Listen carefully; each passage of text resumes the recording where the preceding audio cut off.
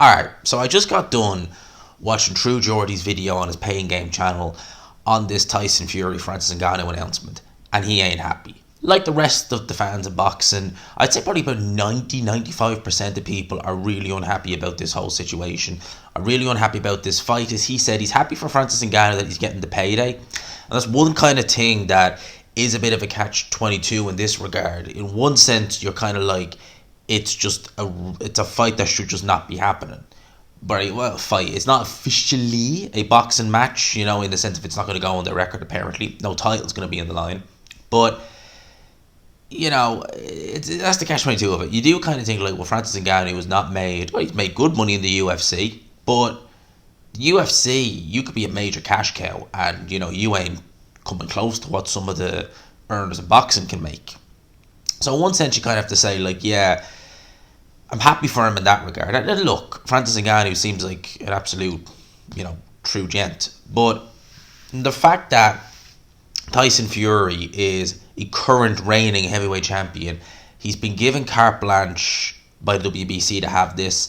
And, you know, True Geordie was really going in on Tyson Fury, right? And he was mentioning the fact that this really does show that Tyson Fury, the whole good guy act, is just that, an act. You know, he was referring back to the interview he had with him last year, and that really was such a revealing interview in many ways, and it did a lot. Like, it revealed a lot about the type of character Tyson Fury really is, and the one he portrays of himself. It also revealed the absolute state that boxing media is in, which it did, you know, because True Geordie in that interview, I've referenced it a couple of times, but I'll reference it again.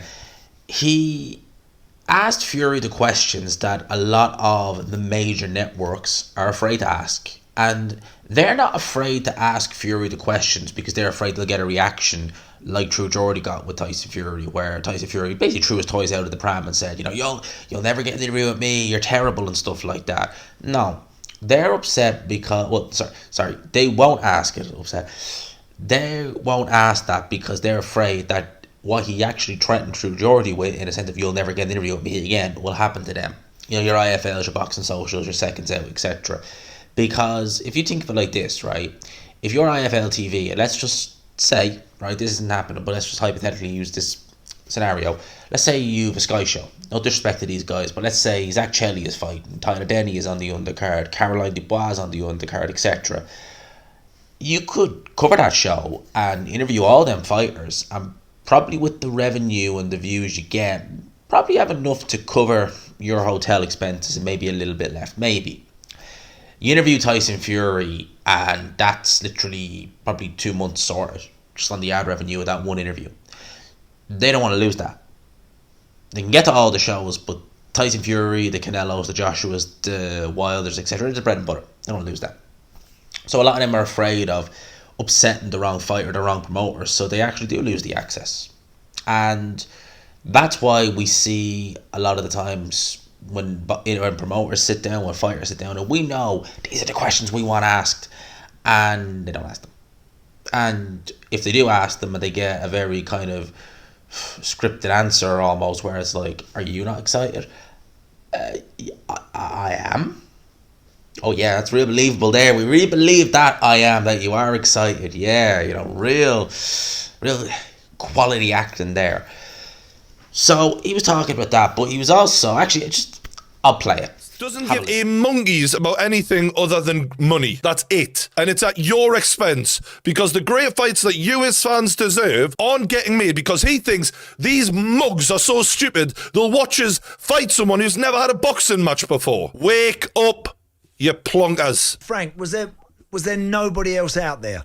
Because again, well, tell me, who else is that? You're the boxing promoter. You don't know the rankings, mate. Honestly, I'm off it. Yeah, like. And the other thing is, this whole division was stagnant. Why is it stagnant? Yeah, like. Because everybody was waiting for a big show in December, which we were told a couple of weeks ago will now be pushed back to the first quarter of 2024. So what are we going to do? Sit around waiting? This is what you do. You divert. Whenever you can't have the argument, which is, could you not afford someone better? He's now changed the argument to, well, it was fight or don't fight. fight Ngannou or fight no one. Here. Anthony Joshua and Deontay Wilder are both supposed to be meeting up later in the year, and yet they have both found solid opponents in the meantime in Andy Ruiz and Dillian White to keep them ticking over. You have purposefully went for a guy who's never had a boxing match before. It's different. Yeah, so he's saying he's basically playing that, and Frank Warren was on Talksport, and obviously True Geordie's chiming in as well, giving his 2 cents on it. But basically, Frank Warren is saying that no one's available, and this is the only available fight. Let's look at the WBC top 15. Frank Sanchez available. Mentioned Tyson Fury. Obviously, Ruiz is technically available. There's nothing been announced with Deontay Wilder. Arslanbek Makhmadov available. Dylan White's not. Bakoli available. Kozabutsky available. Jared Anderson available.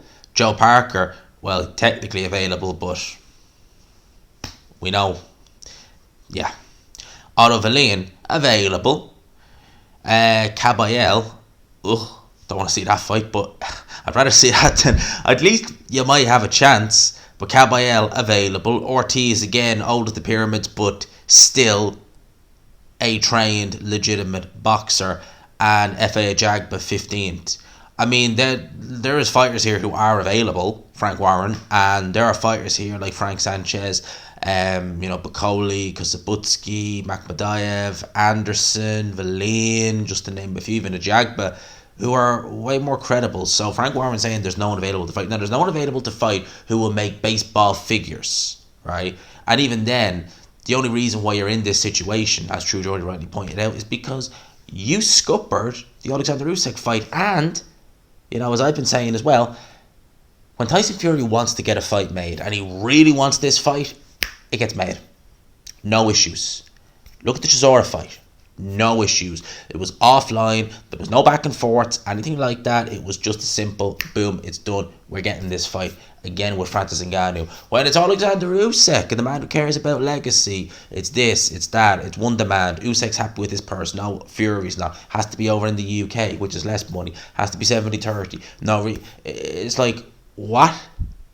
But yet when it's Francis Ngannou, someone who, is not a boxer, it gets done really easy. Strange that.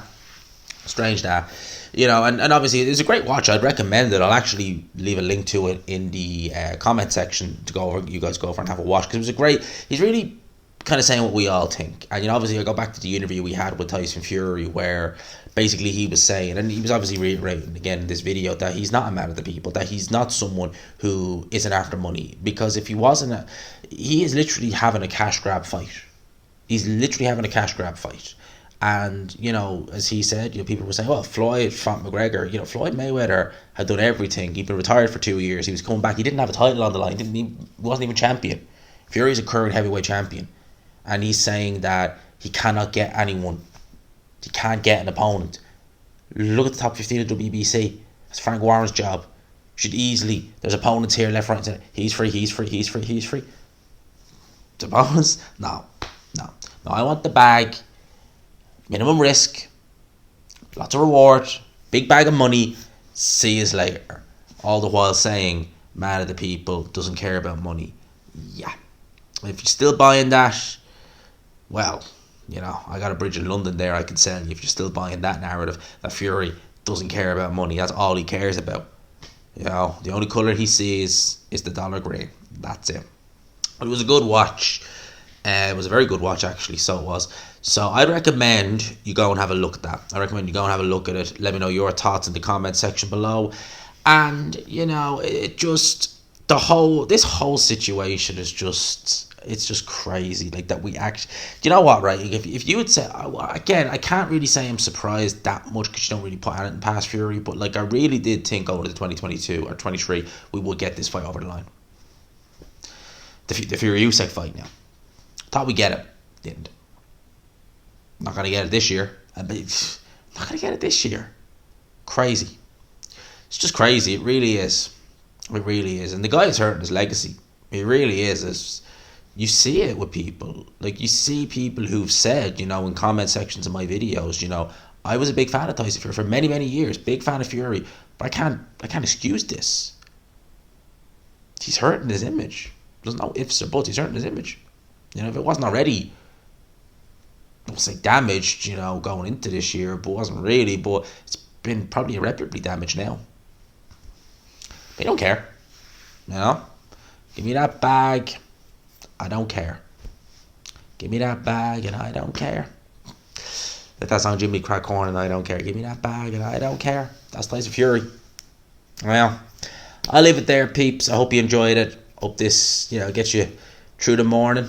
If you're watching in the morning, hope you enjoyed it, peeps. Smash the like button on the way in or on the way out. Hit the like button, of course, if you haven't already. For now, lads and lassies, I'm gonna leave you with that. Peace.